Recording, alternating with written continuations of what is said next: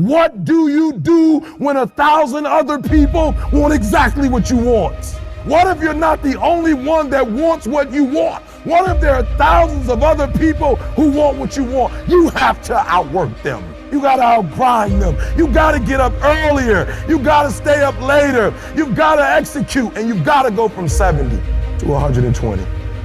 Once something's important to you, it never leaves your mind. If you always dreamt about being a singer-songwriter and you never did it, you will be haunted by that at the age of 70, because it's still right here, stored in the back of your mind. It's something that's meant for you. When things go wrong, they always seem to happen at once, and they just compound on top of each other. And it's pretty easy sometimes to feel beaten when you're faced with all those issues and all those problems, and they all hit you at the same time. But let me tell you, that doesn't mean give up. In fact, it means the opposite. It means it's time for you to fight harder, to dig in. It means it's time for you to go on the war path. We have a factory, a nice governor in our brain, and it's a survival mechanism. It protects us from pain and suffering. We should back off. We should sit down, find something more comfortable. And there's something about the mind. The mind has a tactical advantage over you at all times. At all times of your life, the mind has a tactical advantage over you. Why is that? It knows what you're afraid of. It knows your insecurities. It knows your deep, dark lies. And it starts to push you away from that shit. It pushes you in a direction that is comfortable. The mind controls everything. So what I realized was that when I was growing up and I was 300 pounds and I got all fat and I got all insecure, I realized that my mind kept taking me in this direction. When things got uncomfortable for me, when I was facing my insecurities, I was facing my fears, my mind said, oh no, we have the tactical advantage. We need to get you, separate you from this feeling. This feeling over here, life's all about feelings. We want the happy feeling. We don't want that feeling of this sucks. Why am I here?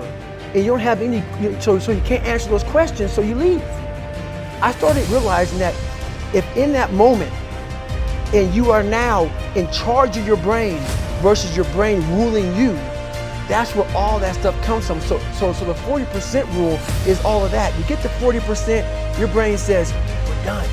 Let's roll, man. This is starting to get painful. This is uncomfortable. At 40%, I'm feeling pain. That's where the 40% rule kicks in. Now it starts. Okay, I'm feeling pain. It starts telling you all these things. You start to believe it because the mind controls all. This is the time where you have to gain control back in your mind. It's okay. Let me see if I can go 45%. And once you start giving yourself more and more hope and start realizing, okay, the mind starts to be, okay, what are you doing? We're supposed to be going right, and you're going left. You start then controlling your mind. You know, tough times, this is what they do in our lives. They reveal what we are made of. But they reveal what we are made of. You know, I will never know who you are until you go through tough times. I will never know what you are made of until you go through tough times. You will never know your true friends until you go through tough times. You will never know your true husband until you receive a message from the doctor that says there's no chance for you, of giving birth to children. You will never know his heart. You will never know.